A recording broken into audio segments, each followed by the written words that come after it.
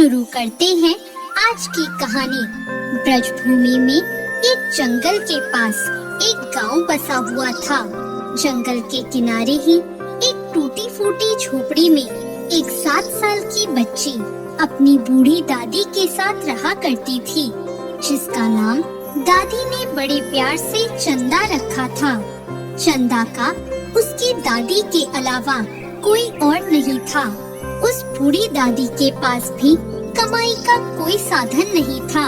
वो जंगल जाती और लकड़ियाँ बीनकर उन्हें बेचती और जो भी उनसे मिलता उससे वो अपना गुजारा चलाती। चंदा अपनी दादी के साथ बहुत प्रसन्न रहती, लेकिन एक बात उसे बहुत दुखी करती कि उसका कोई भाई या बहन नहीं थे। बहुत बार वो अपनी दादी से पूछती कि उसका कोई भाई क्यों नहीं है। तब उसकी दादी ने उसे प्रेम से कहा, कौन कहता है कि तेरा कोई भाई नहीं है? वह है ना कृष्ण कन्हैया, वो ही तेरा भाई है।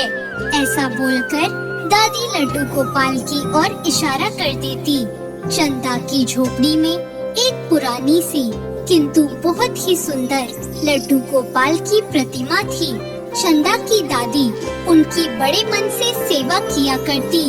चंदा भी भोलेपन में लड्डू गोपाल को ही अपना भाई मानने लगी और जब वो दुखी होती तो लड्डू गोपाल के सामने बैठकर उनसे बात करने लगती और कहती, भाई तुम मेरे साथ खेलने क्यों नहीं आते? सब बच्चे मुझे चिढ़ाते हैं। क्या तुम मुझसे रूठ गए हो जो एक बार भी घर नहीं आते? मैंने तो तुमको कभी देखा भी नहीं। अपनी बाल कल्पनाओं में खोई चंदा लड्डू गोपाल से अपने मन का सारा दुख कह देती। चंदा का प्रेम निश्चल था। वह अपने भाई को पुकारती थी। उसके प्रेम के आगे भगवान भी नतमस्तक हो जाते थे, किंतु उन्होंने कभी कोई उत्तर नहीं दिया। एक दिन चंदा ने अपनी दादी से पूछा, दादी मेरे भाई घर क्यों नहीं आते? वो कहाँ रहते हैं? तब दादी ने उसको टालने के लिए कहा, तेरा भाई जंगल में रहता है, एक दिन वो जरूर आएगा। चंदा ने पूछा, क्या उसको जंगल में डर नहीं लगता? वह जंगल में क्यों रहता है दादी? तब दादी ने उत्तर दिया, वह किसी से नहीं डरता। उसको गांव में अच्छा नहीं लगता ना, इसलिए वो जंगल में रहता है। धीरे धीरे रक्षाबंधन का दिन पास आने लगा। गांव में सभी लड़कियों ने अपने भाइयों के लिए राखी खरीदी। वह चंदा को चिढ़ाने लगी कि तेरा तो कोई भाई नहीं है, तो किसे राखी बांधेगी? अब चंदा का सब्र टूट गया। दादी के पूछने पर उसने सारी बात बताई। तब उसकी दादी ने उसे प्यार से समझाया कि बच्ची तू रो मत, तेरा भाई जरूर आएगा। लेकिन चंदा का रोना नहीं रुका और वो लड्डू गोपाल की प्रतिमा के पास जाकर उनसे लिपटकर रोने लगी और बोली, भाई तुम क्यों नहीं आते? सब अपनी बहन से राखी बंधवाते हैं। उधर गोविंद भी चंदा की चेष्टाओं के साक्षी बन रहे थे। रोते रोते चंदा को याद आया कि दादी ने कहा था कि भाई जंगल में रहता है। बस फिर क्या था, वो दादी को बिना बताए नंगे पाँव ही जंगल की ओर दौड़ पड़ी और उसने मन में ठान लिया था कि वह आज अपने भाई को लेकर ही आएगी। जंगल की कांटों भरी राह पर मासूम दौड़े जा रही थी। श्री गोविंद उसके साक्षी बन रहे थे। तभी जंगल में नन्ही चंदा के पाँव में कांटा लगा तो भगवान भी पीड़ा से कर्रा उठे। उधर चंदा के पैर से भी रक्त बह निकला, लेकिन वो नन्ही बच्ची दौड़ती रही। उसको अपने भाई के पास जाना था।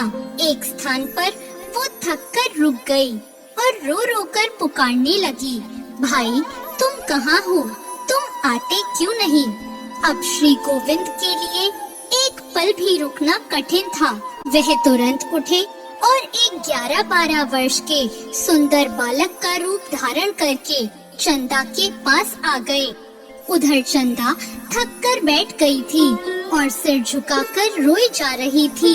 तभी उसके सिर पर किसी ने हाथ रखा और एक आवाज सुनाई दी, मैं आ गया मेरी बहन, अब तू मत रो। चंदा ने सर उठाकर देखा और पूछा, क्या तुम मेरे भाई हो? तब उसे उत्तर मिला, हाँ चंदा, मैं ही तुम्हारा भाई हूँ। यह सुनते ही चंदा अपने भाई से लिपट गई और फूट फूट कर रोने लगी। और तब भक्त और भगवान के बीच की भक्ति भाव का एक अनूठा दृश्य उत्पन्न हुआ। भगवान वहीं धरती पर बैठ गए और उन्होंने नन्ही चंदा के कोमल पैरों को अपने हाथ में लिया और उन्हें प्रेम से देखा। वो बड़ा ही अद्भुत दृश्य था।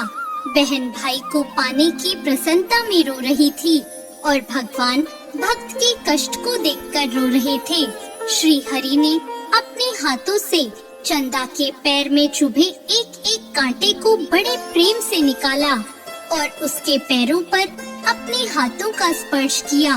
पल भर में सभी कष्ट दूर हो गए। चंदा बोली, भाई तुम घर चलो, कल रक्षाबंधन है, मैं भी तुम्हें राखी बांधूंगी।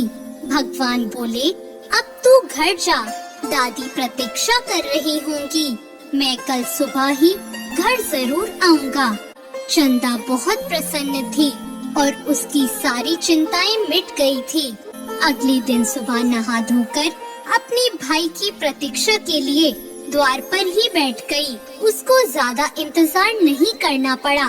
थोड़ी देर में वो बालक सामने से आता हुआ दिखाई दिया। उसको देखते ही चंदा प्रसन्नता से चीख उठी, दादी, भाई आ गया। और वह दौड़कर अपने भाई के पास पहुंच गई और उसका हाथ पकड़कर उसे घर ले आई। चंदा ने भाई को तिलक किया और उसे राखी बांधी। सुंदर राखी देखकर भाई बहुत प्रसन्न था। भाई के रूप में भगवान उसके प्रेम को देखकर विभोर हो उठे। अब बारी उनकी थी। भाई ने अपने साथ लाए हुए झोले को खोला तो उसमें सुंदर कपड़े, मिठाई, खिलौने और बहुत कुछ। चंदा को मानो पंख लग गए थे। उसकी प्रसन्नता का ठिकाना नहीं था। कुछ समय साथ में रहने के बाद बालक बोला, अब मुझको जंगल वापस जाना है। चंदा उदास हो गई। तब भाई बोला, तुम उदास मत हो, आज से मैं रोज तुझसे मिलने आऊंगा। उधर दादी हैरान थी कि यह बालक कौन है। भाई के जाने के बाद जब चंदा घर में वापस लौटी तो एकदम ठिठक गई। उसकी बांधी हुई राखी लड्डू गोपाल की प्रतिमा पर थी। उनके हाथों पर भी वही राखी बंधी थी जो उसने अपने भाई को बांधी थी। उसने ये देखकर दादी को बुलाया और दादी भी आश्चर्यचकित रह गई। दादी ने भी बचपन से कृष्ण की भक्ति करी थी। वह तुरंत जान गई कि वह बालक कोई और नहीं, स्वयं श्री हरि ही थे और उनके चरणों में गिरकर बोली, छलिया, जीवन भर तो छला, जीवन का अंत आया तो भी छलकर चले गए। वह चंदा से बोली, अरे वह बालक कोई और नहीं, तेरा यही भाई था। यह सुनकर चंदा भगवान की प्रतिमा से लिपटकर रोने लगी। चंदा बोली, भाई तुम यही हो तो सामने क्यों नहीं आते? दादी पोती का निर्मल प्रेम ऐसा था कि भगवान फिर से प्रकट हो गए और बोले, चंदा, हाँ मैं ही तुम्हारा भाई हूँ। तुमने मुझको पुकारा तो मुझे आना पड़ा और मैं कैसे नहीं आता।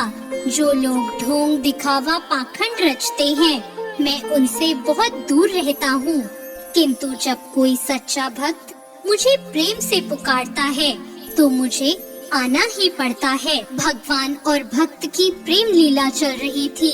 दादी भी तो भगवान में लीन हो चुकी थी और उसके बाद चंदा और उसकी दादी को गांव में किसी ने नहीं देखा। कोई नहीं जान पाया कि आखिर दादी पोती कहाँ चले गए। प्रभु की लीला प्रभु ही जाने।